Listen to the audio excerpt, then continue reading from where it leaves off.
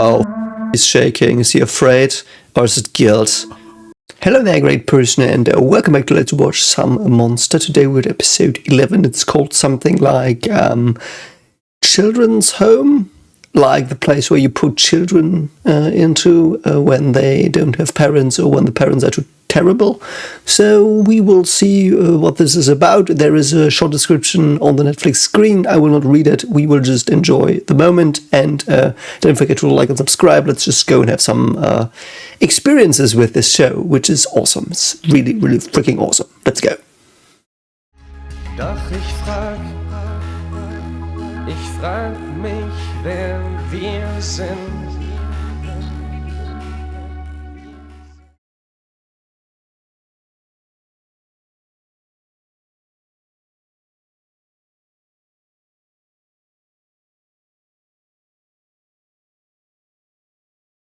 Oh god.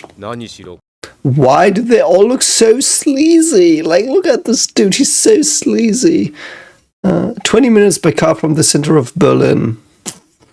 I didn't know how it was back then, but okay, now I will have to tell you a stupid story from 4 weeks ago. So my wife wanted to meet a friend of hers. So we drove to Berlin, and Berlin is like 1.5 hours car drive from here to where her friend lives.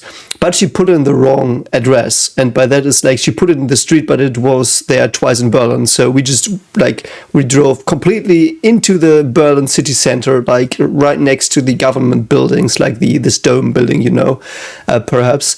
And we were so lost, but it took like 20 minutes only to get from the city center. I do think we were in a deep, deep city center. Just like 20 minutes to 25 minutes to get to like very, very far outskirts. So this really does not say a lot.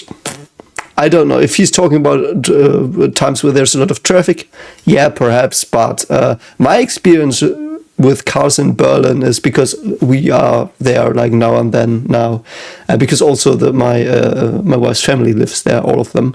So but like 20 minutes by car, it could be anywhere. I do think it's about 30 minutes per car. I do think on average from one place to the other, like from one place to the city center. I do think, but yeah, I mean, so it must be like this basically says, hey, it's in Berlin, I think, like from my experience. It's funny.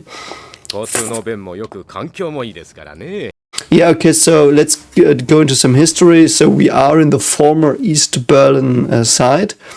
And that means that after the wall fell, and the wall was in Berlin, it was not the death strip. The death strip was between the eastern counties or federal states and the western federal states. There was like this death strip with fences and guard towers and mines and barbed wire and dog troops, hunting dogs, whatever you say, like German shepherds, probably. I don't know, but like that was the death zone, death strip.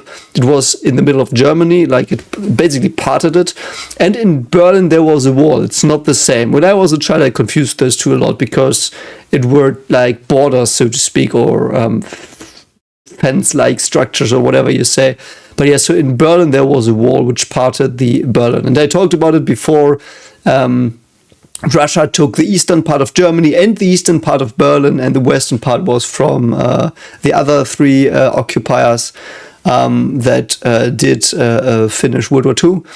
And so I do think there was also a sky bridge because of that, because Berlin was also like, there were parts of Berlin that were in US and UK and French, like, what do you say? Like they were controlled, but occupied, so to speak, politically on that side.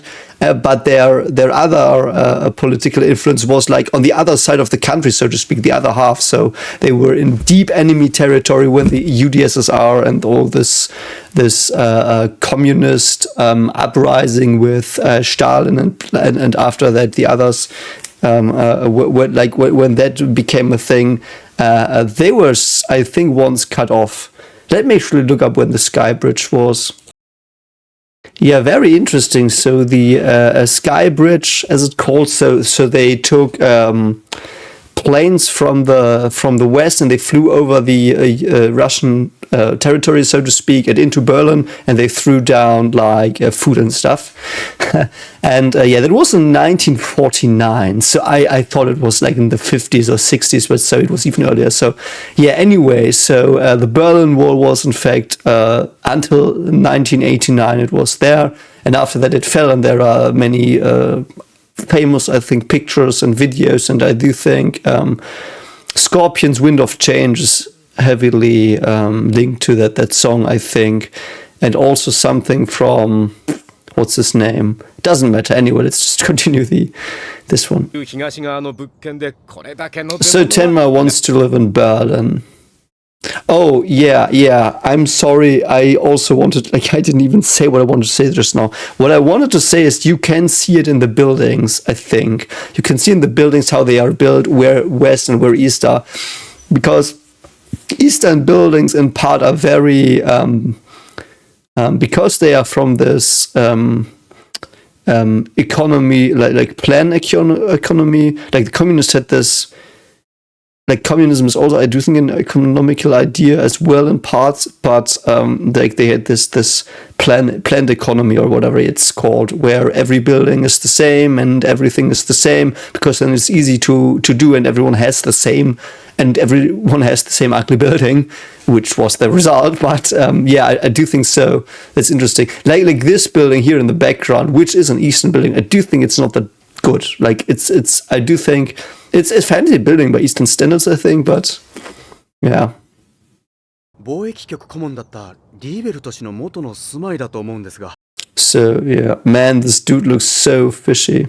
リーベルト氏のことを調べに来ただ。Oh, that's so sad. じゃないのかよ。Could Tenma buy this house? I do think if he still has his savings, he could easily buy this house. Because he was, I think, living in a flat before. I do think he was when he was a neurosurgeon.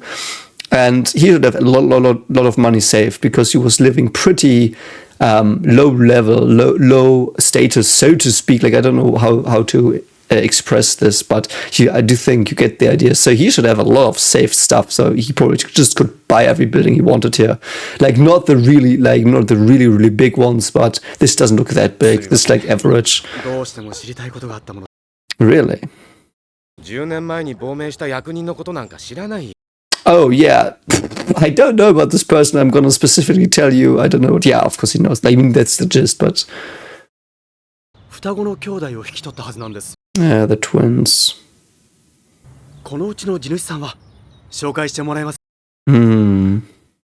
旧東ドイツの土地 The は state. したユダヤ人資産家のものなんだ。 Really?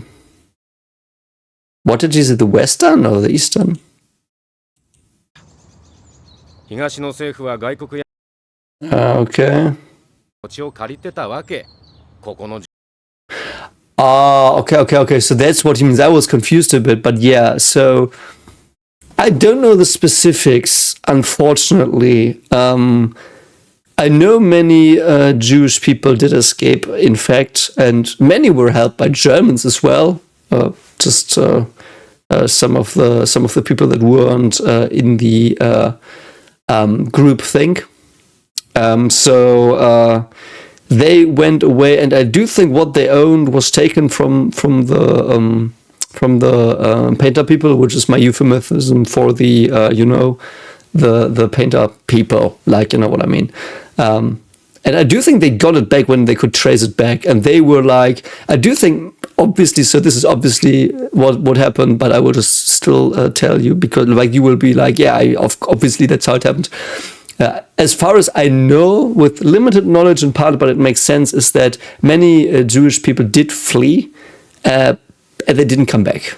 Obviously, because like they were like, yeah, go fuck yourselves, mates. What did you try to do? I mean, it wasn't just Jewish people that were harmed. There was many minorities and stuff as well. I do think that was also very interesting. I'm not 100% sure, but I do think priests as well from Christian backgrounds, and the thing was, many churches did bow down to the painter because they thought they could, I think, build up their influence a bit, and like they saw it as an opportunity, but in the end they were betrayed, I think, a bit as well. I'm very shaky on that, so read that up on your own if you want to know more. But it's an interesting thing, religion in the National Social times, the National Socialist times. Let's just pronounce it weirdly so the algorithm doesn't find it. Because I do think the painter himself, he was a very he had a religious type idea, and yes, it was this national idea that was over exaggerated, but the national idea was Germany, and it wasn't just Germany as it was, but the cultural heritage that he was so proud on. It was, for example, the Siegfried Saga, which is a German folk tale. It's like a myth almost. Like, imagine King Arthur. It's like this, just in German. By the way, I think I talked about this in Attack on Titan, but it's like, let's say the painter was born in the UK, he would have used the Arthurian legend to like prop up their national thing. So that's how you can imagine the Nazis. I don't know if I have to cut that out. Whatever. The painter people used the Siegfried Saga and the old German traditional fairy tales and stuff. I do think the painter did hold them in highest regards. And anyway, so that's some history here. So the owner obviously is like, no, not gonna go back. But some neighbor might. Yeah, please leave. You don't want to do anything. Yeah, they scattered because it wasn't as bad as when the painters fell. Painter people fell. Yeah, I just have to use this euphemism. But of course, the Eastern German government was hated by many people as well. I do think, knowing the people now, because I'm currently in the East and I will probably stay here for perhaps the rest of my life, I don't know. But the sentiment I feel is that many did, in fact, like some of the ideas they did have in the more socialist-oriented times. For example, they liked clubs, so the government would create clubs, which is a problem, of course, in a way, because these clubs can be misused, as we saw with the painter youth. Again, painter, the euphemism for the H word.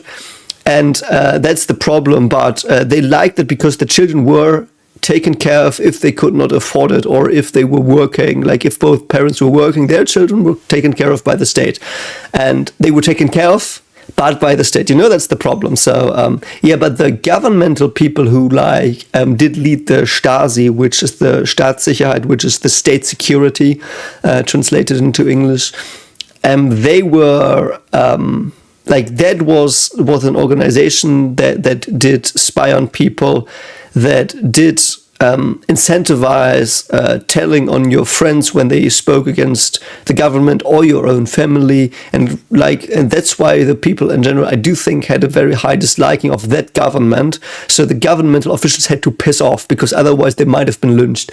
I don't think any were lynched, but that was the idea and the sentiment, I think, that was felt throughout the East, because they also saw the poverty. Because that's something, I don't know if I talked about this, but that is probably why in Germany it was so charged, and why in Germany it went down as it did, because basically Germany in two parts was the battleground between capitalism and communism. And I'm simplifying here, but the idea is that the more Western ideas were in West Germany, the more Eastern ideas from Russia and all those, like the UdSSR, they were more ideas in the eastern part of Germany, and they were exactly next to each other. So they did communicate in part and stuff. Like, you couldn't stop that. And they saw what, like, and the East saw what the West had. They had exotic fruits. They had more diverse shoes. They had more diverse houses they could choose. They had architects that would build them customizable houses. They didn't all have the same stuff. Like, it was like this really, really, and they didn't have a security state, an authoritarian security state. So they saw that. So the Eastern people who lived the Eastern ideas saw the Western people live the Western ideas, and the main thing was it, like, that led to more and more tensions. And because the Eastern part was also a police state, basically, that also brought instabilities. So there was a lot of stuff that brought instabilities, and they, like, the government had to piss off. I don't think there were any shots or something, but yeah. Yeah. Exactly that. Interesting that he says it. Ministry of the Interior is basically, I do think that's where the Stasi was located. Let me actually see. Yeah, so I looked it up. The translation here, I do think, is iffy. They mean the Stasi. So the people from the Stasi that spied on people, that turned people against each other, obviously they were the first ones to piss off. And if they lived in this residential area, that's empty. Like, no one's there anymore. Because if they would have stayed, they might have been just, like, beaten to death on the street.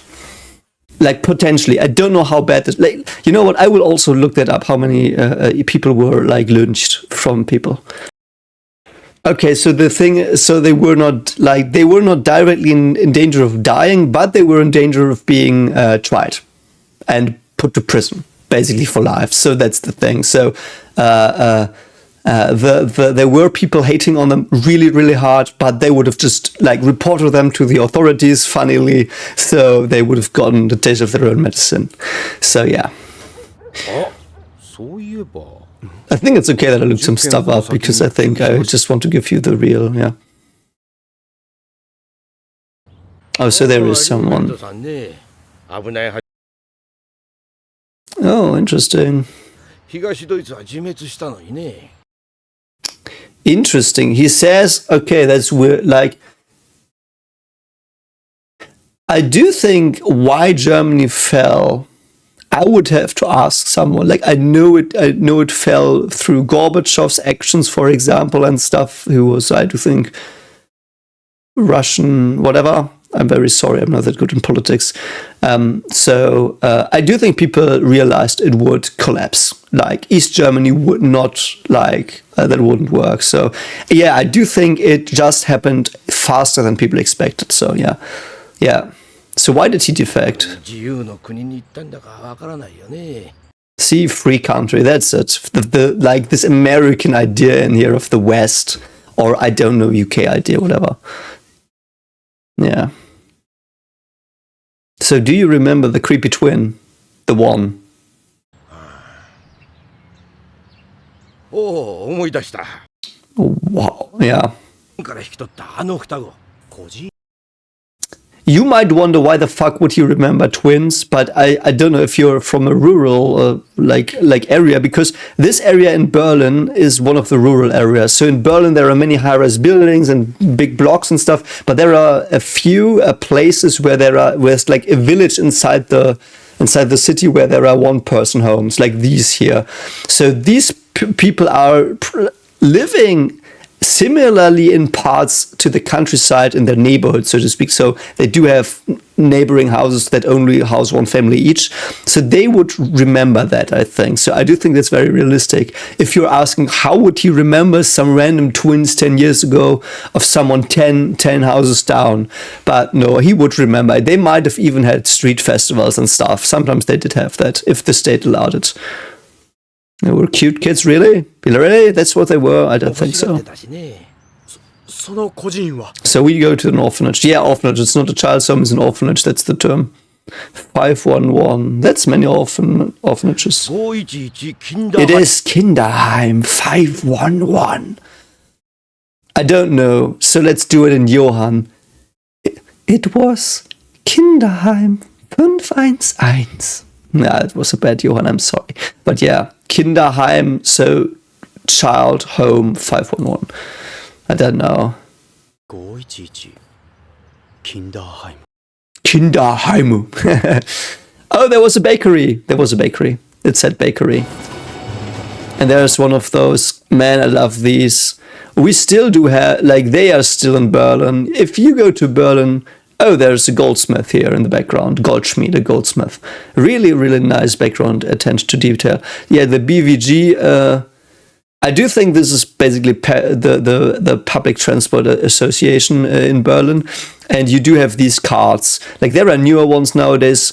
And I don't know if they use these old ones anymore, but I do think it is. They do. I do think in the East especially, like if you go to the east of Berlin now, you will see them because they were, they didn't change because of what I told you before. It's all the same stuff. So every card was the same, but they could really, really keep them going very well because they knew how they worked, because there was just one model of train car. Everyone had that. So they could, like, they knew it very well. So, you know, that's why they, I guess, in part survived. Fun fact, here in Leipzig, where I live, there are like very modern tram cards, and they have sometimes one of these old ones in the back. So if you want to ride one of those as well in other cities, I guess, at least in mine, you can still do that. It's pretty cool. So what else is there? We don't know. That's sad, but yeah. And the street signs, man, there's so much attention to detail. I wonder if they have the bear traffic lights. Like the traffic lights are like these, the little figures and traffic lights you see. They are bears in Berlin sometimes, I think. I don't remember if it was both in the East and the West. Oh, we do have the creepy soundtrack again. Brilliant. I love the soundtrack so much. Yeah, that looks really, really eerie. Where did they come from? Ooh, that's so weird. What was that graffiti? I don't know. At least he shaved, I mean. Yeah, see, this is one of these Eastern German architectures. Like, many places look like this. Like, there's just, like, we say a block, because it's like a block of, or a brick. Like, it's a brick, so to speak. It looks like a brick. Buildings look like bricks, so to speak. Really, really cool. There's a building next to my house that still has these windows here. Very, like, because everything was the same in the East. So the buildings were the same. Because you could, the idea was you could standardize everything. You didn't need specialists, like, you did need them, but they did not think they did, so, yeah. So, Kinderheim 511. And it's evening, I think. Oh, there's an old lady coming. Is it not a nun? I don't think so. Really, supermarket? A ratio? Or a consume? That's so funny. It's one of these old ladies you find on the street that just tell you stuff. I know some of them. Like, sometimes that happens, especially when I go out with my twins. Like, old ladies will just come and tell me stuff. It's funny.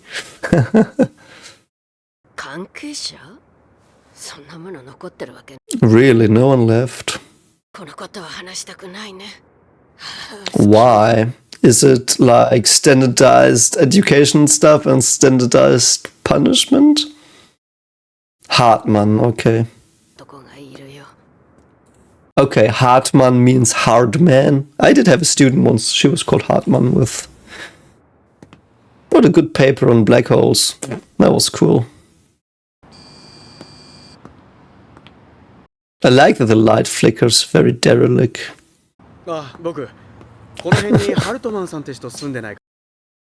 the boy care? Oh my god. That boy looked so fucking mean. Look at that, like, holy shit, like, really angry. Like, this is anger. He was probably beaten by someone, either by a supervisory person or by his peers. I don't know. Oh yeah, he's a doctor, I forgot. No, he doesn't care. So everything he has is doctor stuff, that's funny. I so hope it's not someone responsible for him that beat him here. Which is something that in Germany happened, I think, I think in school you were allowed to be beaten until the 60s or something, at least in the West. I don't know about the East, so yeah. I don't know. It was like it was a punishment that was still accepted. she's just running. I love that he's not pursuing his question, but it's more important to him to ask him how he is and give him advice to not get hurt. And it's not like he's forcing him to tell him now because he owes him or something. Like, he doesn't do that because he's Dr. Tenma. Love Dr. Tenma, man. Such a good man, but he will be challenged, I'm sure. Okay, so we've got Hartmann and Wirt. Wirt means innkeeper. Hartmann means hard man. I had a friend once called Wirt with his family name. Also nice that it's scribbled with handwriting. That's how it often was in these times. Because you couldn't print out the things and put them anywhere, I think, if I remember correctly. He still remembers all these boys. Man, they are so, I don't know. Really? That's nice of you, man. That was very kind. I hope you didn't hit him. Really? Interesting, one went to the military. You know, it's really fucking hard to adopt people in, like, Germany. Like, my parents told me a lot because, I mean, obviously, because I'm adopted, they told me that it was really, really fucking hard. Don't know if it told you about it. It is so interesting. I think about it sometimes because there is this interesting thing. And I understand why it is that way, and I do think it's good that it is that way somehow, because I don't know a better solution. So if you mistreat your child badly, and the officials know, they really rarely take away the child. Because they want to make really, really sure, and it's hard to prove, and you know, all that stuff. So they are very careful to not overstep, intrude into parents' lives. But if you want to adopt, like, you have to jump through so many hoops. And funny thing is, my parents, I think, and it was with others I know that did try to adopt.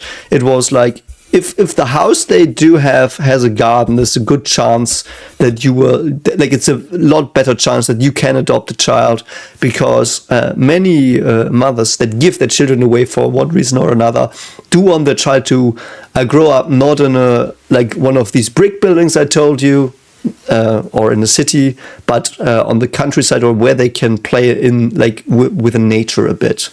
And that's interesting. And yeah, there are many hoops. Like, people come to you, they ask everything about you, about your past, about they psychologically evaluate you. Like, it's really stressful, really, really stressful.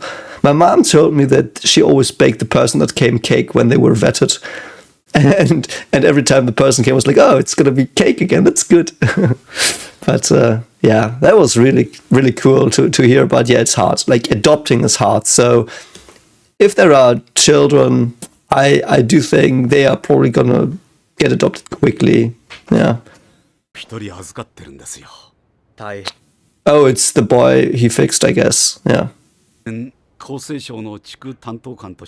With orphanages, yeah. He probably saw the terrors as well. Yeah, see? Yep. Might be really, really hard, though, because if children, as I said, oh no, I didn't say it in this reaction series, you always, and perhaps I did, you always build on top. Like, and if you're a child, you're very impressionable, so to speak, and every experience you make, every decision you make, makes your brain change, so to speak, simplified, and everything new will be built and assimilated on top, like the Piagetian assimilation, accommodation, that stuff. Like, it always just builds on top. It rarely really changes your ideas. So if the core, so to speak, is already, by whatever it is, be it nature or nurture, so to speak, is already in a bad position, it's hard to change it, I think. And yeah, so, and he was poor. How did he even care for the children? How did he get them? That's interesting. 彼らも以前の孤児院にいるより Yeah, orphanage is probably very, very regulated. 厚生省と内務省との共同管轄の So it was run by the Stasi as well. So they might have put children in there that were taken from parents that they locked up because they did talk bad about the government or stuff. That could be, oh, that's really fucking bad. Yeah, he knows. 東ドイツの孤児院は多かれ少なか Yeah, oh, I did not think そ about の that. 中でも特別孤児院はひどかっ Oh god, man. Yeah, it's taken away from the た parents. 班の子供と亡命した Yeah, exactly that. Holy shit, man. That's what I thought immediately. When they said interior, obviously, because that's what happened. And sometimes they made children read out their parents accidentally. I have heard about a case where a child went to school, told their teacher something their father had said, and next day the father and the mother were taken away and the child went to an orphanage. So it was. Because you couldn't speak badly about the government. And many rooms were bugged, many neighbors spied on you, and you had to always be careful what to say, even behind closed doors. Because if your child slips up, you're fucked. There is like in Attack on Titan episode 421 where I did talk a lot about that as well.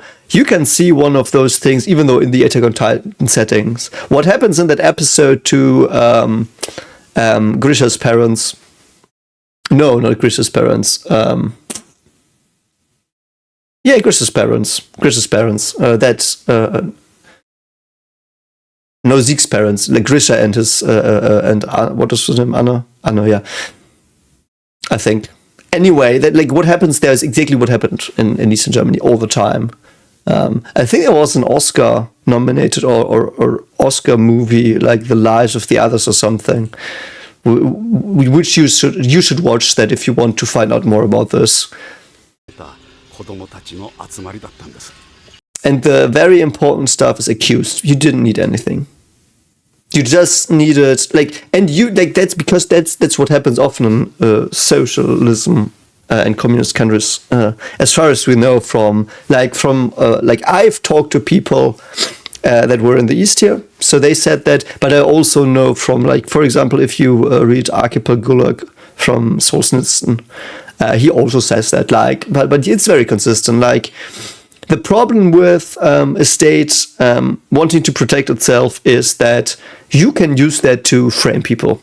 You could just say she said he was going to tell something to the Western people. He said he would produce goods for the West and send them, and they would get taken away without evidence, because the state couldn't risk that they were wrong. You know, that's the problem. That was the problem with the authoritarianism there. The problem of not making, I think it's an error of the second kind. I always confuse them. So basically, it's like you could, if someone's accused, you can either go if they're accused, I will always make sure they go to prison. So I never have a person that is guilty not be sentenced. Or you could go, everyone who's accused, I will let go free. And I will never have a person wrongfully convicted. And somewhere in the middle, you are always, I do think, in countries. And in authoritarian countries, you are more in the first case. And in more free countries, you probably are in the second case, which is also, I do think, in part based on the idea of innocent until proven guilty. That's basically that. It's exactly this. Innocent until proven guilt is the second case, and guilty until proven innocent is this case. And you cannot be proven innocent ever. How are you supposed to do that?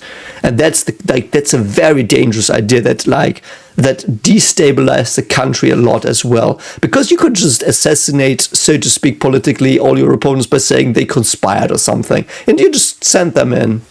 You just made them say something that was that you could interpret something into. And they even took the people out of the houses, put them into these rooms where you, where these examination rooms or whatever it's called, where you are investigated. You know the word I always forget. And you were supposed to sign an admission of guilt, even though you weren't. And if you didn't, you were starved, you were beaten, whatever. They just wanted that. They just wanted your signature. You were just a product. They wanted your signature, so they could say they found someone. They could get perhaps even like. And sometimes they could get some bonus or something, I think, but often also they were not accused themselves of letting someone go that was conspiring. Because the guards also had, like, sometimes the guards just were gone. Because, like, if someone would have been acquitted by a guard, or, like, if someone didn't make someone sign, they might have been conspirators as well. You know, it's like a very, very ugly, disgusting thing. If you want to really read into this, you should read Volume 1 of the Gulag Archipelago. It is about this. Like, the Volume 1 is the only one I read because I couldn't stomach it anymore, because it was the worst thing I've ever read that is real, and I just couldn't stomach it anymore. It's a very dark humor read in some parts, because Solzhenitsyn, like, he was in the Gulag, which is basically, it's a worker camp, but it's not that much better than the certain camps in Germany, though people were not stood against the wall there. I think they would just work to death and starved. So, I mean, your mileage will vary, but he has some very, very snarky comments on, like, people. But that's another story. You should, like, if this idea of the state of East Germany really interests you, you read the Archipelago Gulag. I know it's about Russia, but that's basically what people told me in Eastern Germany as well, who lived through this, and that's basically how it was here as well. I mean, people were also sent to Russia sometimes in the East. Like, people the Stasi, like, wanted gone, they were just sent to Russia. So, anyway. 非人間的な扱いも当然でした。 Yeah, obviously. 何をされても仕方ない立場だ。 Yeah. 社会主義、全体主義の矛盾そのものだったのです。 That is so fucking interesting. Yeah, socialism, because everyone should have, like, socialism is this idea of, I will paraphrase and I won't get this completely right, so people who know more about this stuff can correct me, but it's basically the idea, as far as I know, everyone's the same. Everyone should care for each other. Very important. We all care for each other. We are all one society. We work together to strive for greatness. And no one needs more than the others. And in principle, no one really needs anything, because we just share everything. Everything's fine because we're all good people. We're so good. We just share. It's all fine and dandy. Nothing could ever happen to that. And that's the socialist idea. And the totalitarian idea is you have to make that a reality. So you have to take totalitarianism to make that a reality, because just from biology, your personality traits will not align with that half the time. So you always have to, like, lobby up or whatever, do to half the people of your country if you try to do socialism, basically. So, I mean, I mean, if you, fine. And by the way, it's genetic as well. So sometimes you just have a child that is against your system and you have to carry them away again. So yeah, that's very, very bad. But that's the thing with totalitarianism and socialism. Like, that's why they go hand in hand a lot. Because to make socialism true, you have to go against statistically half of the population. You have to. Same with. No, it doesn't really matter. But there are other cases where that's the case. But that's, like, the thing. And you can argue that, I mean, half of the population is against being great people, against sharing, so shouldn't they be gone? Which is, again, one of these ideas of this anime, because this anime talks about when is it okay to end someone's life, so to speak. Paraphrasing, we had the soldier that shot the mother because he thought he would die, and he would have. Was that okay to end someone's life? Basically the same ideas in socialism. Is it okay to end people's life? And you might consider starving someone or working them to death or locking them up forever as, like, killing their lives that they live in society. So is it okay to do that to half the population, to always do that, to make sure that everyone shares and is a good person? And then you still have the problem of corruption, but I mean, that's in every system, obviously. Like, capitalism has that as well. Like, the upper classes of capitalism, like, they're so fucking corrupt. So, like I'm not throwing stones only in one direction here. Like it's like the extreme thing of a system that is like prone to corruption because humans are corrupt. Like people in general are more corrupt than they're good. And even if they're good, there will be corrupt parts. And those can really, really on the right places will always fuck stuff up. So yeah, anyway, that was a long one again. But yeah, that's like, and the children's home in socialism is exactly that. Children's home, every child should have the same opportunities. Everyone should be cared for. So they should all have the same education. So they are educated well in the orphanage, but they are there because their parents are gone, because they would have been against this system. So it's like, I really love the symbolism of an orphanage in a socialist or communist. Yeah. Let's say. Yeah, see? See, that's exactly what I say. Yeah. And you don't need to. That's also something. It doesn't have to do anything with what we just talked about in a way, but also a lot.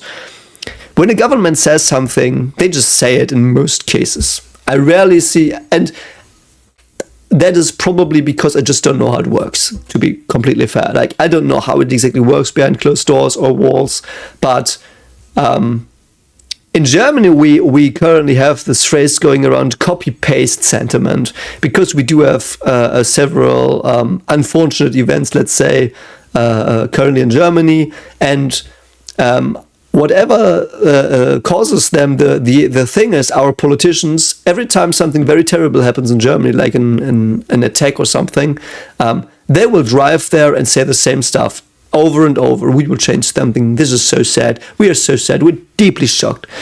We're so sorry for you. So sorry. We wish you the best. This should have never ever happened. We have to make sure this will never happen again. Blah, blah, blah. And they always say the same empty phrases and they never do anything because they don't really care. They might care about some stuff if it's personal, but in the end it's like, why would they perhaps even care? It's not their family, and they should care because they're government officials, I think, but I don't think they do. Perhaps they do, and they just really, really are shit at communicating it. That's like always a possibility, but that's the thing. Politicians often do say one thing and do completely stupid shit that no one really realizes other than people who are very directly affected by the stupid shit. And this is the same, like, they say we will re-educate our people into very, very good socialist sharing people. But as I said, like, if you take children, there's a 50% chance about, or perhaps a 30% chance if you just look at the extremist cases, that there's a 30% chance that you have children that will go against that idea because they don't want to share. There are people who want to share, there are people who don't want to share. That's like a personality trait, basically. It is something that I do think I would at least say that it is a consequence of agreeableness and disagreeableness. Like there are things about that, because there are people who are that have empathy. There are people that don't have empathy, and like if you don't have empathy, you can't be a role model, so you're punished.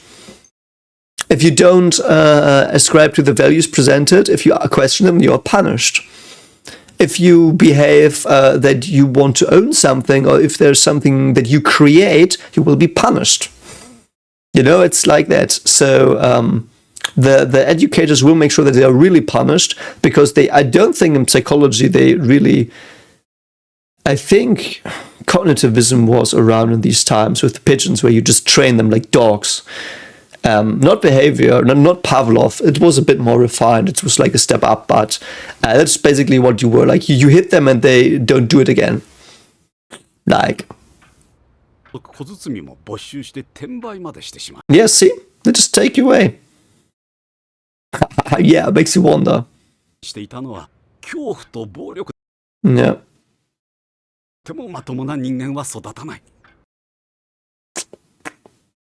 Interesting, because I do think Johan and Anna would both fit the profile of people. Anna, I'm unsure. Anna seems to be pretty agreeable. But Johan is exactly the person that would get really dunked on in that orphanage. If Johan was in that orphanage, he would be exactly the person, because he's a psychopath, I think. I don't think this place made him like the way he was, but I do think, because psychopathy, as far as I know, is just like you're born with it. It doesn't, by the way, interestingly, it doesn't always have to be bad. You don't have to be like a killer or anything. Like, you can live with it, you can adapt if you understand it and you know it to fit better into society. But Johan's profile is exactly the profile that would get horribly be mistreated in that orphanage, or he would start manipulating the shit out of everyone. You know, like, that orphanage is probably the worst place he could have been to grow the psychopathic traits and to learn to use them and to make them his being, so to speak. That is highly fascinating. Oh, go fuck off! What incident? Now it's gonna go horror again, isn't it? Oh, Jesus fucking Christ!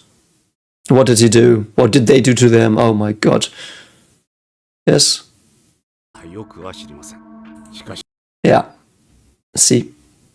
See, Anna was in another place. I think Anna probably did pretty well. I think Anna's problem, if she is the same as she's now, when she's grown up, because some personality traits do shift a bit. Like, they are pretty stable, which is like something we know.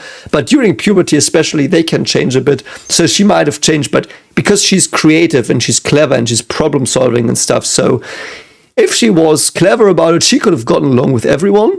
And she would have just been like under the radar, and perhaps even someone, like, if she knew how to play the system a bit, because she was agreeable what they wanted. If I'm correct about this, she probably was okay there, okayish, you know.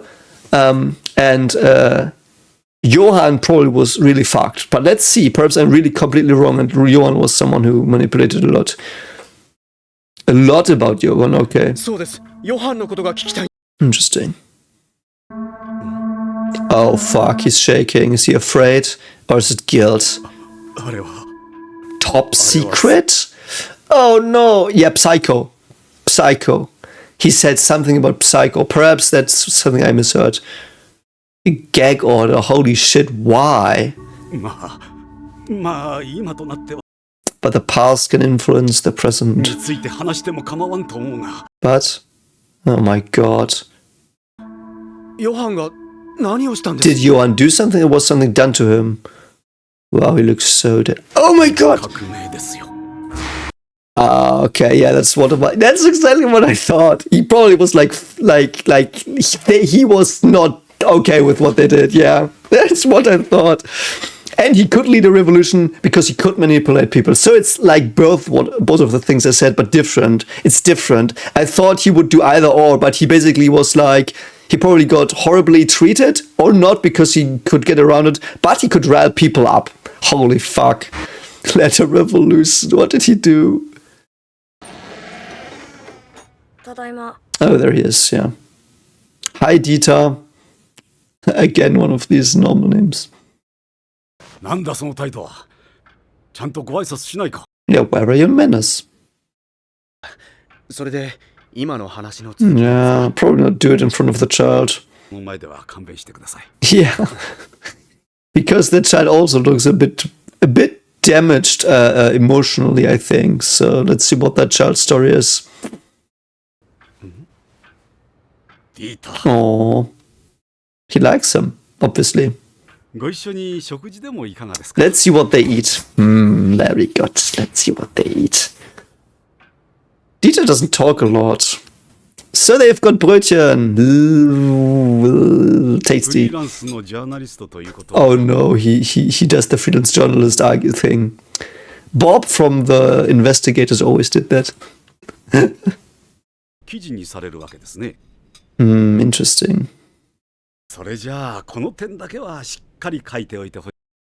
Oh wow, something I didn't think about. I was just thinking about, like, why does he not recognize Tenma? Wasn't he on the news? Blah blah blah. He probably was, but they just had TV. They didn't have internet, obviously. Like, there was some internet, I think, in '95. No, there was not. It was too slow. No one would have it. Not him. That like he said he was poor. I don't think he does have it.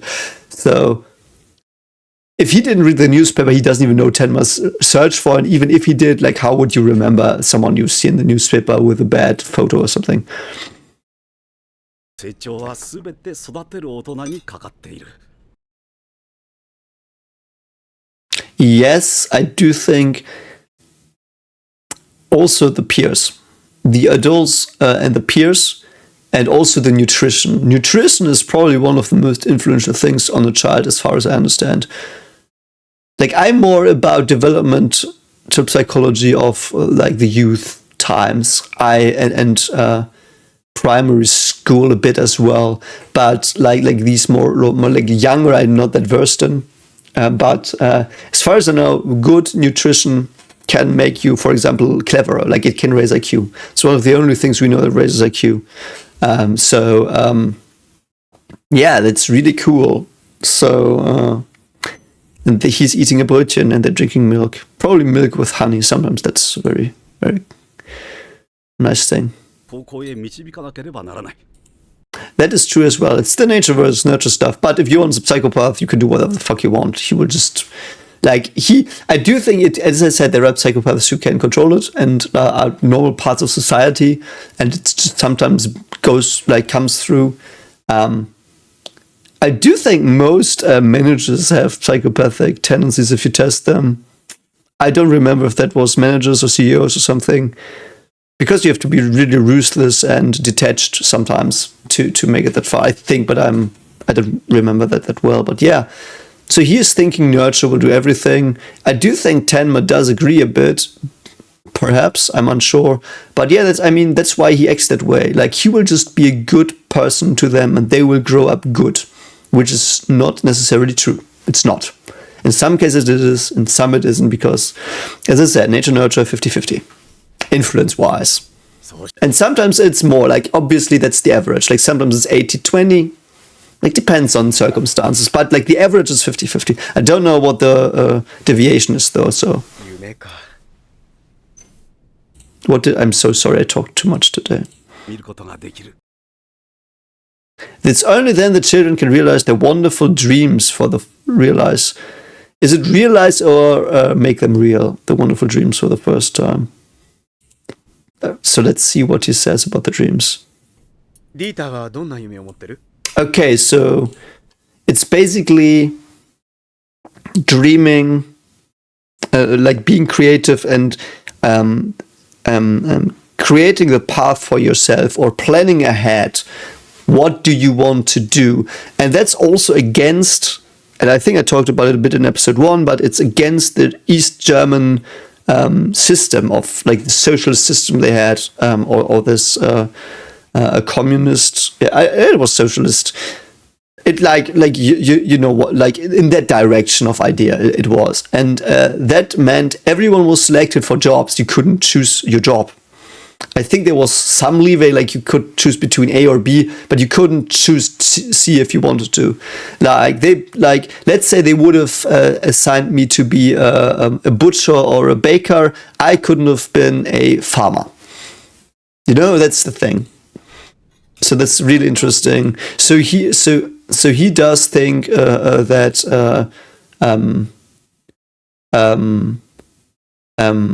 grown-ups telling him you can do whatever you want will make them dream and plot their path in life. That's not what he exactly says, and it can be dangerous to tell people you can do whatever you want. You can't.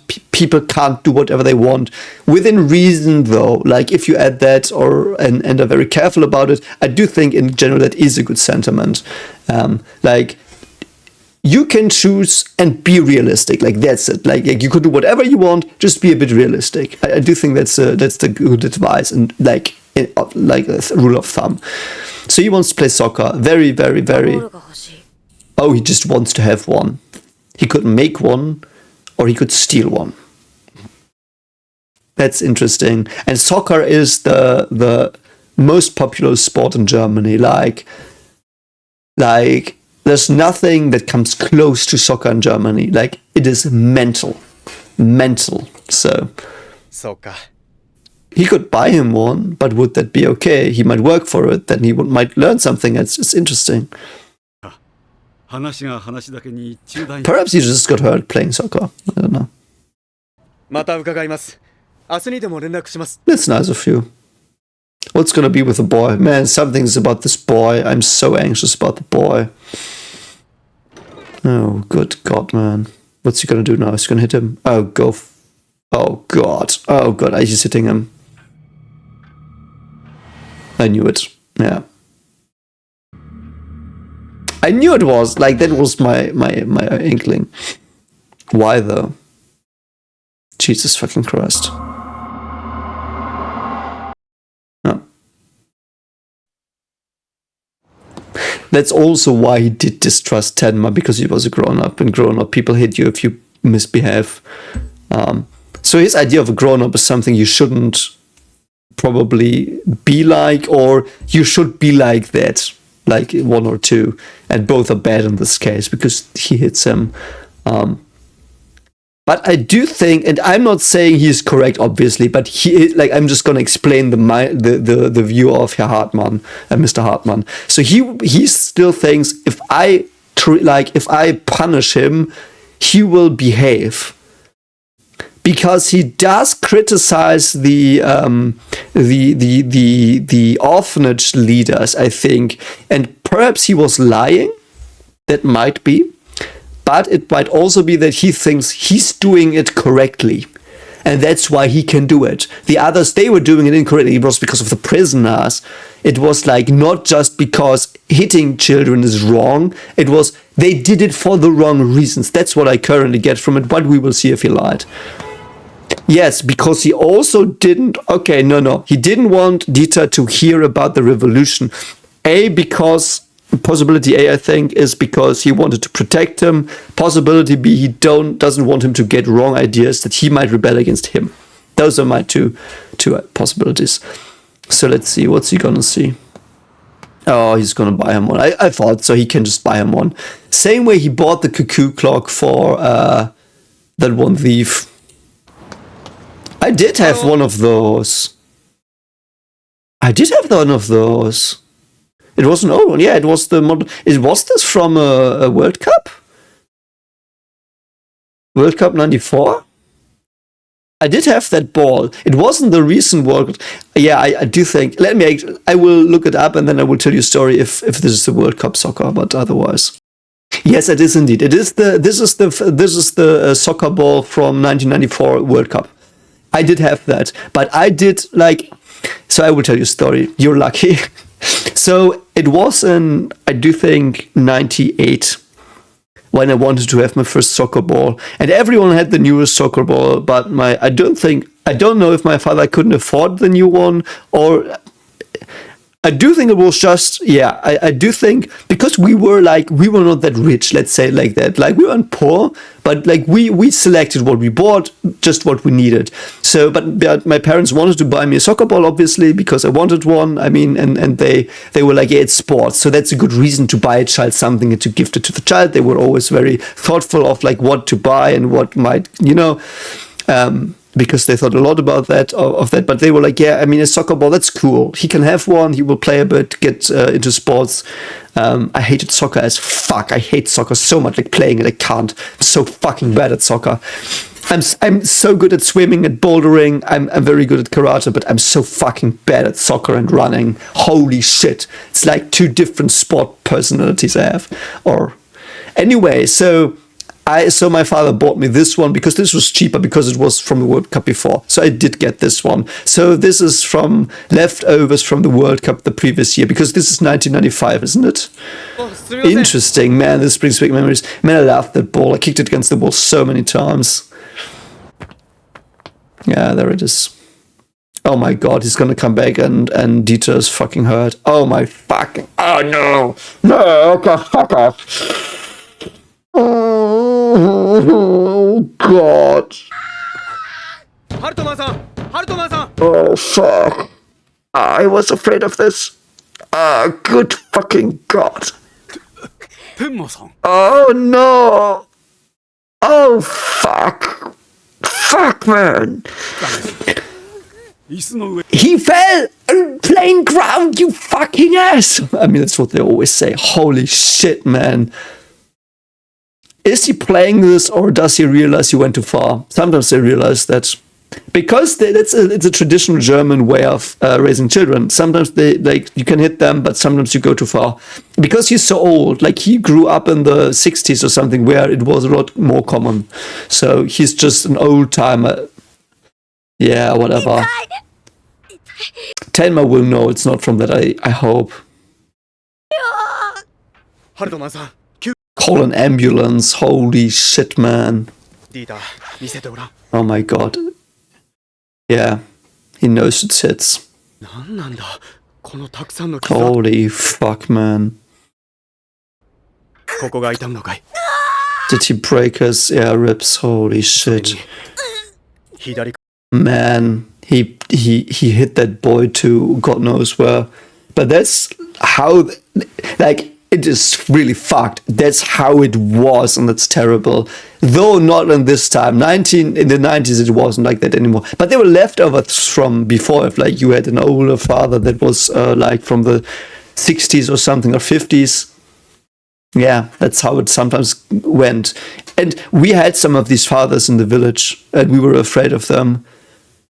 I do think we didn't know they hit the children, really, but we felt it. Because there were these fathers that, you know, had this really cold stare and stuff that was really fucking scary.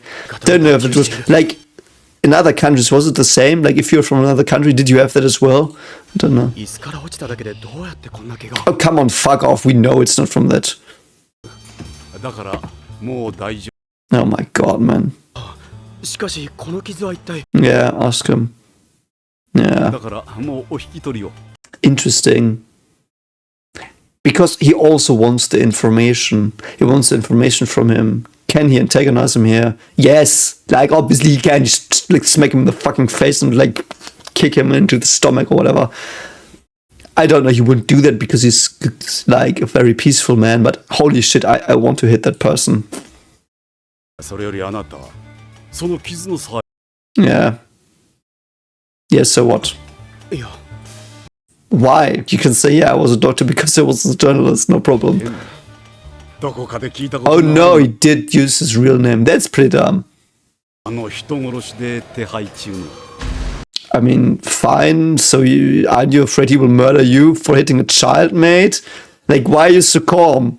Like, if you think this is a mass murder, I would fucking piss off. If I realize he's pissed about this, like, この傷は yeah. See, man, I would be fucking scared of Tenma here if I think this is a mass murder, even if I'm an evil piece of ass shit that's hitting a poor innocent child. Like, in this age, he's not innocent anymore, probably, because he already probably did some really fucked up stuff, but, perhaps, but, like, you know what I mean. Holy shit. 逃げた方がいいんじゃないですか No, I don't think she じゃ will. と一緒に警察も呼びましたよ Yeah. He doesn't give a shit, man. You messed with the wrong person. 関係ないでしょう Because he's a doctor, you fucking ass shit. You ass white man. Oh. See? He could do it. パンダ気が短いようですね Why is he so calm? Is he from the military? He's not, he's from the health ministry.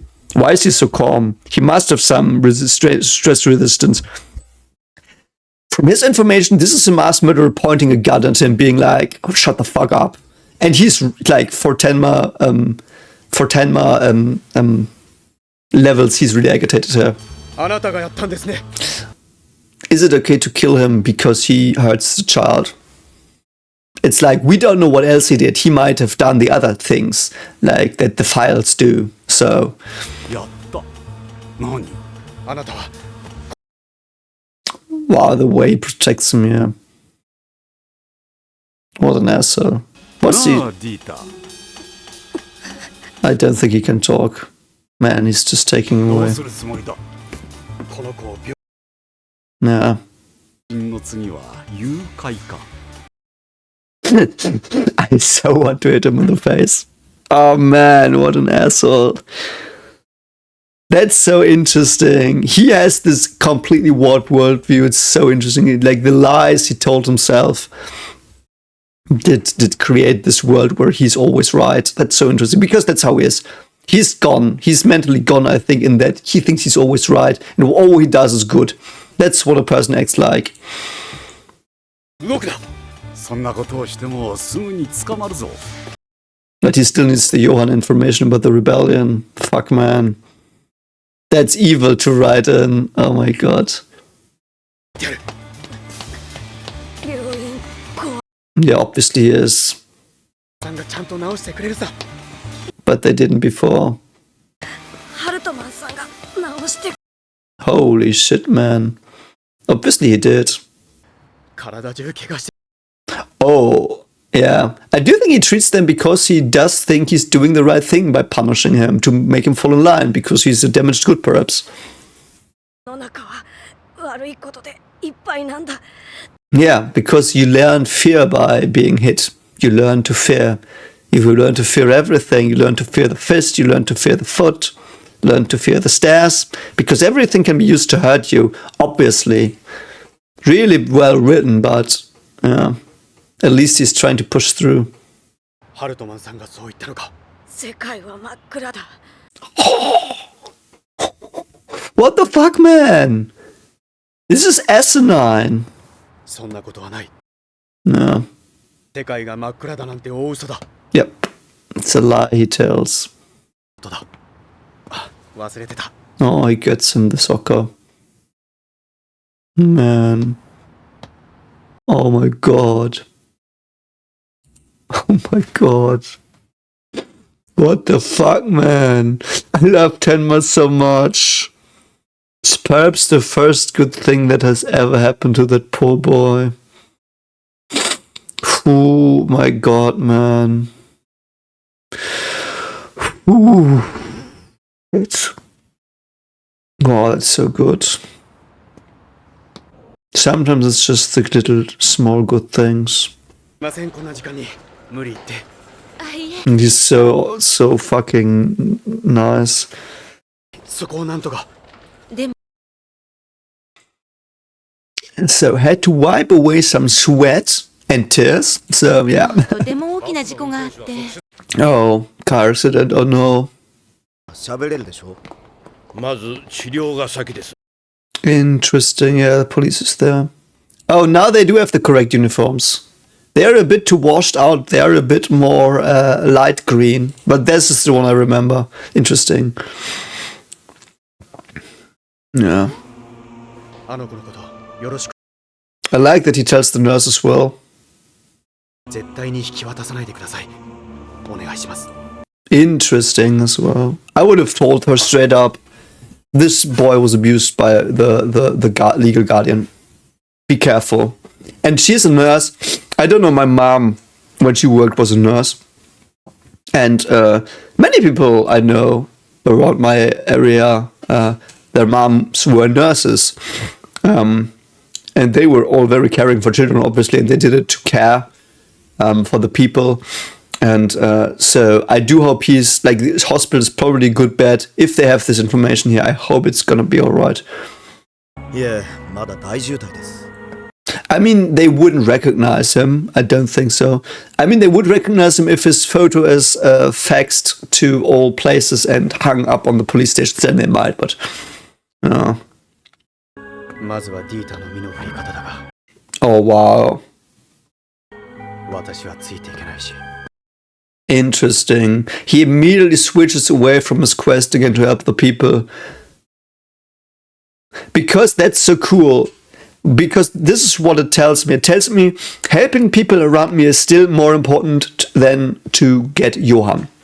And getting Johan is important. That's my drive. But if there are small other drives that tell me to save someone or care for someone, I will always do that first. My quest for revenge is not as important as saving people because that's who I am. I'm a healer. I'm a doctor. And to hell with you, I save people. Yeah, that's cool. Where is Nina, by the way? それだ。Oh god, is he gonna put Dieter into another orphanage? Will it be okay? We don't know that. If it's a new one, perhaps. If it's an old one, no. It looks a bit fancier. 子供がいるだって Yeah. Yeah. 無理 Yeah. なお願いなのはよく分かって And a little baby crying. I don't know how reasonable that is to have an orphanage where there's a baby. I don't know, from my experience, babies are almost always immediately adopted. Almost always, I think. I do think I was. My parents learned that they could take me, like that they could be my parents. They knew that one day before I was born, and then like 2 days after one day after I was born, they learned that. So they didn't know before. They didn't like. It was like they got a call. You can like go to Berlin now and take him home. Congratulations, you're a father and mother now. Like they called them, and the next day, like they didn't know anything. It was just next day you will have a child. That's sudden. So because I was a baby, like I was 1 day old, so they took me. You know, it's like so. I do think it's very reasonable, and it was in 1992, so I was already adopted here.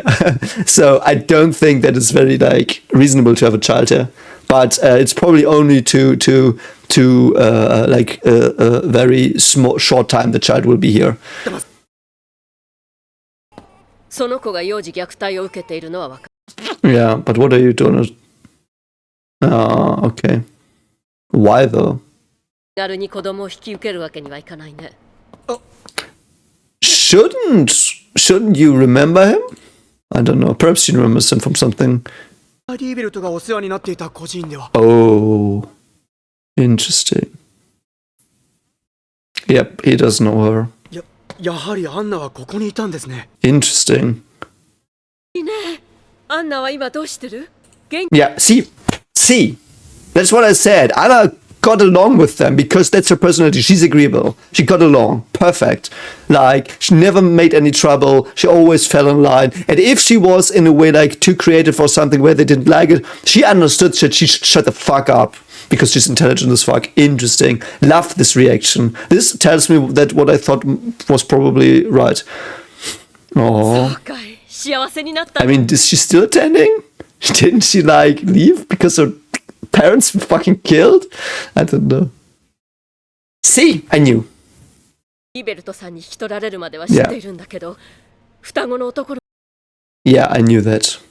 なんて言ったっけヨハンです Oh, does she remember Johan?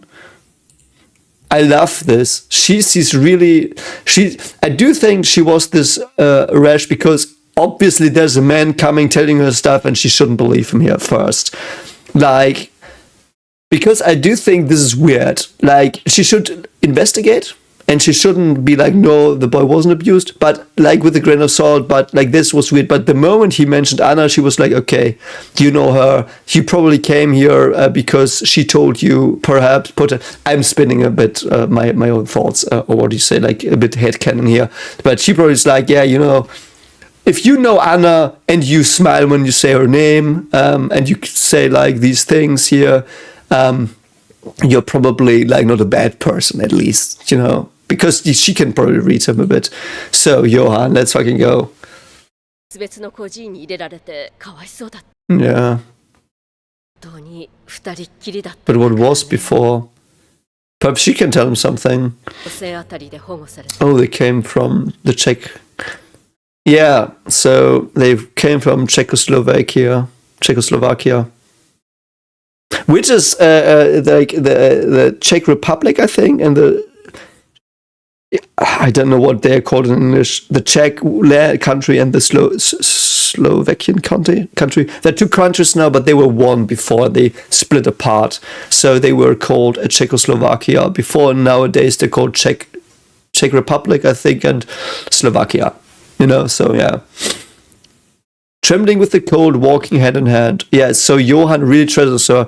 And Johan is the one walking in front of her. So he guides her out of hell, out of coldness, out of the Siberian, I don't know, not really Siberian, but out of the cold of the world that they were in. Probably starvation and like the communist country, of course, as well. Like the UdSSR, like the peak communist. Who knows what happened to their parents? They might have been just taken by the red people. So yeah. 二人寒さで震えながら Love this image. 話も最初はヨハン一人って Really? Why? Interesting. おかげでアンナは幸せになったんだね Yeah. So Johan cared for her. Johan might even see her as his humanity. Because she's the thing he saves all the time, or he preserves. And with preserving her, because he probably knows she's very kind and very agreeable, he probably, perhaps, I don't know any of this. I hope that comes up a bit, or is the case a bit, that he might consider her potentially as his humanity. As the thing, he might even be like, yeah, perhaps my humanity got pushed into hers during our time in the womb, and now she's both of ours. That's why she's so kind and I'm so psychopathic. He doesn't know that word, probably he might, because he's fucking clever, but, you know, so that is interesting. And Mr. Leavitt wanted to adopt him. Did he know of the revolution? Perhaps he wanted him because of that. And yeah. 東側の孤児はひどい状況だったと聞いていますが。 Was this orphanage terrible as well? You didn't ask that. This person seems nice, but... Oh. Yeah, okay, she was a normal one. Yeah, Man, the hate in her eyes. I love the drawing so much. See, like, she's really, really angry here. It gets, like, anger. Like, anger's this. Like, if you know Eichmann, I think his name is... Ekman? No, Ekman, Paul Ekman. He did indeed find out that there are micro reactions of very basic emotional states that you are in that you cannot suppress. Like, at least in micro seconds, you can't suppress them. You can suppress them very quickly, but not immediately. And this is like, and he basically categorized cross-culturally the facial expressions for anger, sadness, disgust, surprise, and sadness. I did have that one. Surprise, anger, disgust, sadness, happiness. Yeah. And contempt as well. I think he found that later.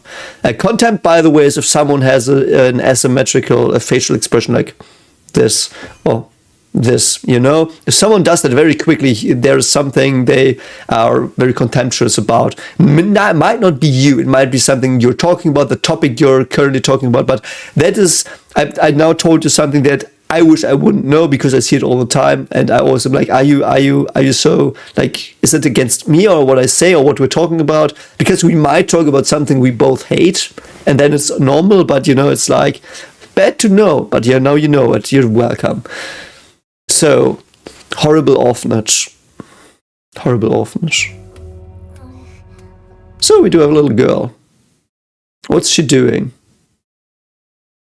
Inge, okay. What's she doing? Why is she sad?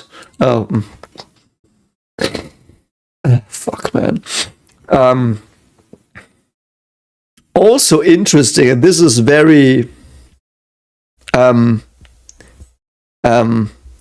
it doesn't mean that's always like this. It's just that they represent it with these tropes. This person is like the caring mother, like she hugs the child, consoles her, tries to be a surrogate a bit to her mother and is a kind person, and the other person was like this strict rules dude, obey, fall in line, march as I say, do as I command, like this more male and female archetypical thing. And I know it's just like this, it's very rough and too simplified. I know that, but it's interesting to see. They are both the same age, and she has a completely different approach. And I really find that interesting.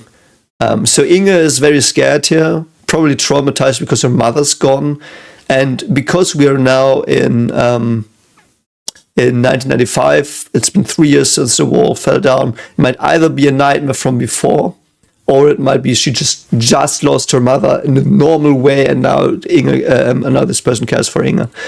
Very nice. 何にもないよ。さ、一人でトイレに行ける。Interesting. But that might be an act as well. Don't get me wrong. 子たちは本当の親の愛情というものを知ら。 Interesting.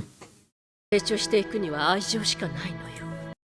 Interesting. So she says it's love, and the other person says it's a role model that tells you how to behave. Interesting ideas. Yeah, both of these are interesting ideas. Because she's more the nurturing person that wants to be nice to you, and the other one wants to make sure you follow the rules. And by that, like the idea of the other, like of Mr. Hartmann is basically, and he's obviously doing it wrong, but it is indeed the fatherly role. Psychologically speaking, the fatherly role is to teach the children rules, but not in the way it sounds like now. So let me elaborate on that a bit. I do think I talked to you about playing games. Did I talk about that? Playing games is the first way of starting to develop your idea about how to conduct in society, because a game is a very condensed version of social interactions and society as a whole, in that you live, or you abide by the same basic rules. So everyone follows the same rules. For example, in there's this game, it's called in Germany, Mensch ärgere dich nicht. It's like basically you have to walk 4 dudes around the board into 4 zones and you win. So everyone follows the same rules in that game. Or Monopoly. Everyone follows the rules. You throw the dice. You pay the rent if you go on someone's house. Like every rule, like everyone has the same rules. And they try to compete within these rules. And you can obviously try to compete outside the rules. Like if you're losing, you can just take the board of Monopoly and throw it out the window. And then you have won so like you might say you've won the game because you circumvented its rules. You found a better rule to make yourself win the party, even though that's obviously not the party, the round. But it's arguable. But because you did that, because you didn't adhere to the rules of the game that everyone was agreeing on, you made yourself people, or you made the people think, that wasn't fun, man. I don't know if I want to play with you again. Like, and then you get, like, there's this idea of being more of an outcast or a reliability in the social structure. And children are actually attuned to their father. If you rough and tumble play with your, like, very small children, like, every time the father comes and is like paraphrase it, like a bit simplifying, but not that much. When the father comes, like, I'm gonna get you, like it throws the child a bit. I don't like it, very, very safely, obviously. Like, not that the child gets bruised, but like play a bit, and the child will just laugh and just will love it. You know, it's for example, we had this situation, my wife and me, it was so funny. So I did use a sock as a puppet always, and if I put on the sock, I'm like, oh, I'm gonna get you, and then like I chase them a bit, and then they run away and they laugh and they hide and try to hide, you know, they go with the puppet, and then I put the puppet down, and when I was sitting drinking some coffee. So they weren't interacting with me. So they took the socket and like they realized like I was like having a bit of a bad like I was exhausted. So they went to my wife with the sock and they like my daughter put it in front of her and like there. And so she put it on and was like, yeah, I'm gonna hunt you. And my daughter was like so disappointed. I don't know. It was so funny. Every time I see them, like they're like, oh my god, let's play, run around, and you know, it's like, but it's basically because of some brain chemicals. Like there are several brain chemicals that activate in the father and the children if there is display interaction. Like first it's rough and tumble play, then it's more elaborate play like a memory or It might be even a sport or something, and it is basically the father is teaching the rules through that. That if you play a game, there are rules. At first, they're unspoken, obviously, like the rough and tumble play rules are unspoken, and the rule is basically don't hurt yourself and don't be mean, so to speak, very, very, very simply said. And the rules get more elaborate, more clear, more explicated. So there is a time when the child realizes, if I am with people, there are rules I abide by, and with different people, different rules, but there are also rules that are always correct, like don't kill people.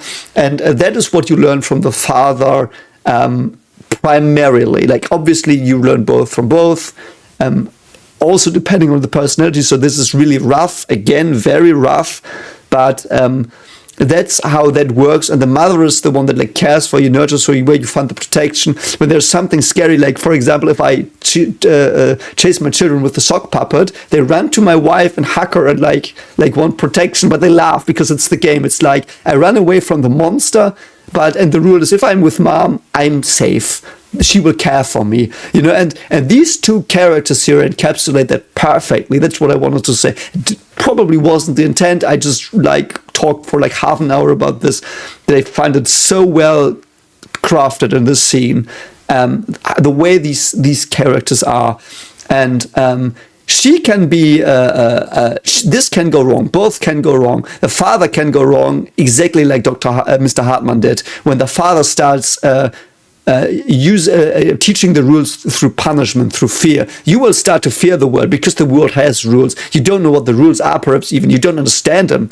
Like, it might be that you don't understand the rules because your father's not really teaching them correctly. It might be that you think every time you break a rule, you will be hurt deeply, so you better stay away from anything with rules. You get away from society. You know, you're like secluded, like the boy was with Dr. Tenma in the beginning.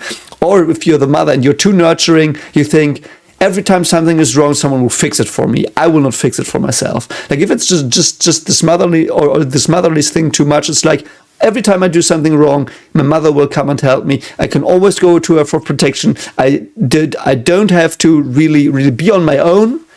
I can always be like someone else will solve everything for me.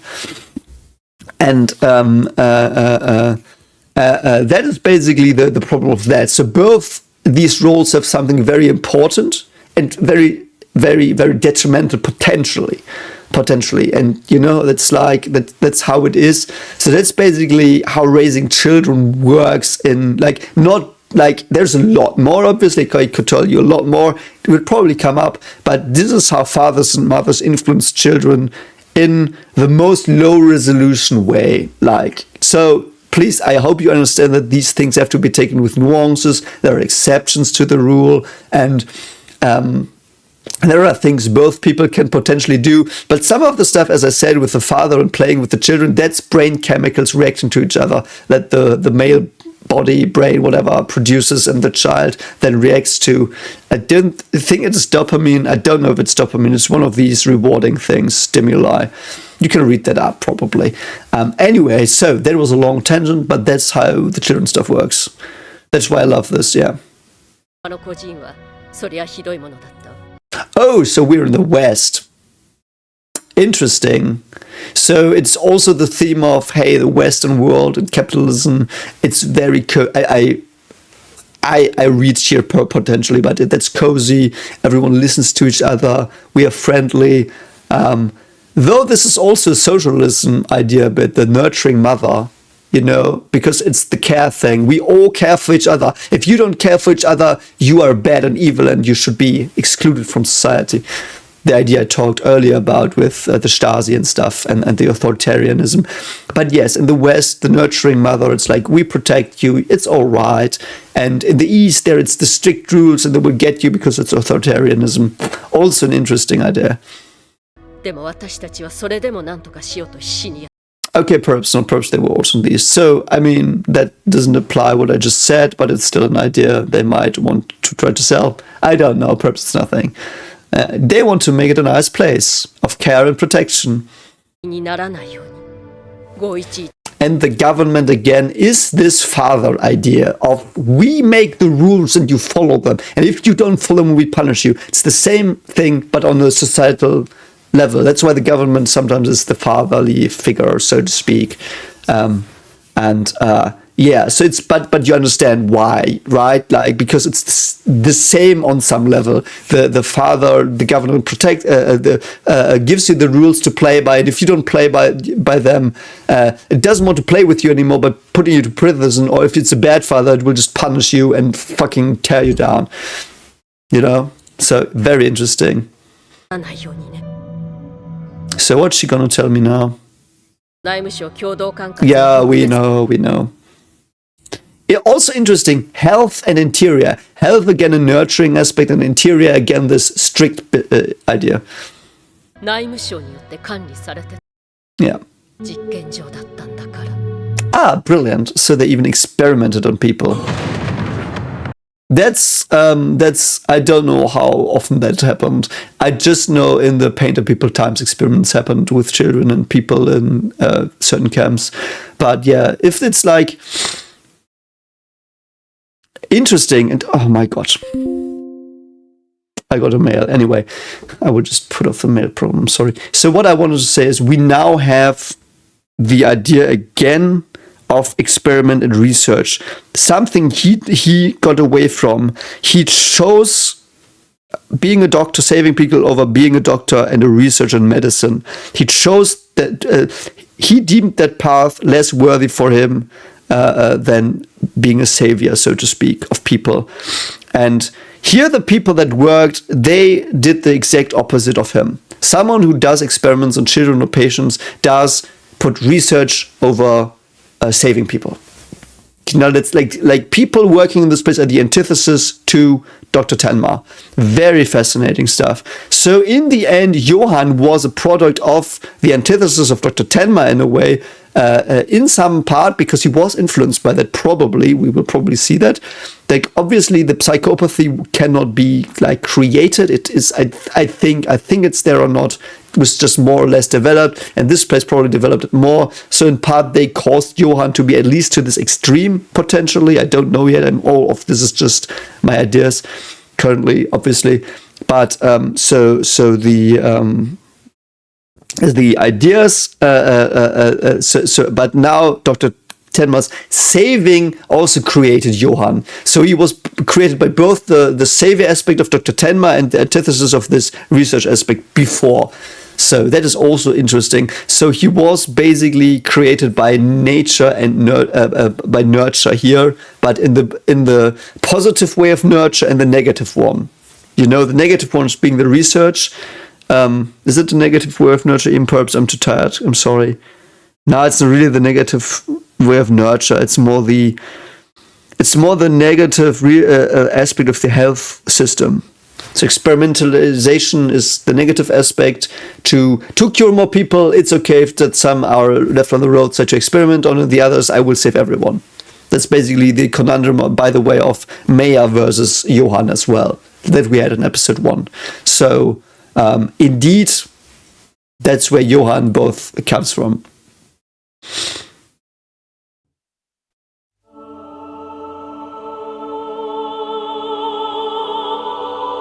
I mean, I've been recording for more than 1.5 hours. Oh god, it's two Butzeman! It's Butzeman! Oh god. So that was a long one. I hope it was interesting in parts. Very complex topics today. Very simplified complex topics on my part, so most of what I said has to be taken with a lot more nuance, obviously. I hope you understand that already. I will spell it out here again. It was very simplified, most of it, to give you an idea of stuff.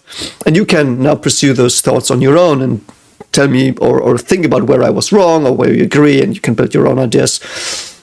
So yeah, that was awesome. Fucking awesome. It's half of at least like most half of an arc. So we will get another arc now, like the second episode. It's the first two-parter that we have for some time now. Awesome storyline, really fucking awesome. Like this thematic density here is almost as dense as Attack on Titan 421. And this is just episode 11. Like, what the fuck? Like, this is so mind-blowingly awesome, this anime. Holy shit. Really, really, really cool.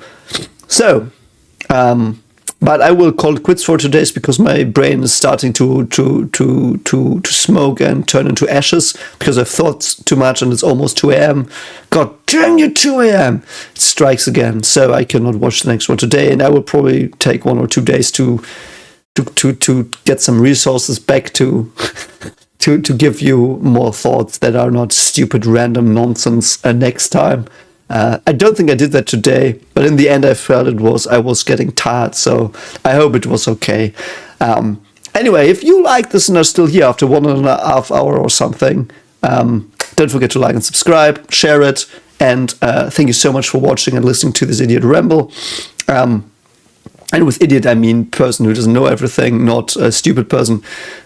So yeah, I don't know a lot, but I can look it up as I did today a bit. When you saw me look it up. But it was so awesome seeing that football. Man, that took me back. Anyway, hope you enjoyed this reaction series. We will obviously continue it. And take care of yourself as always, and I will see you around. Bye.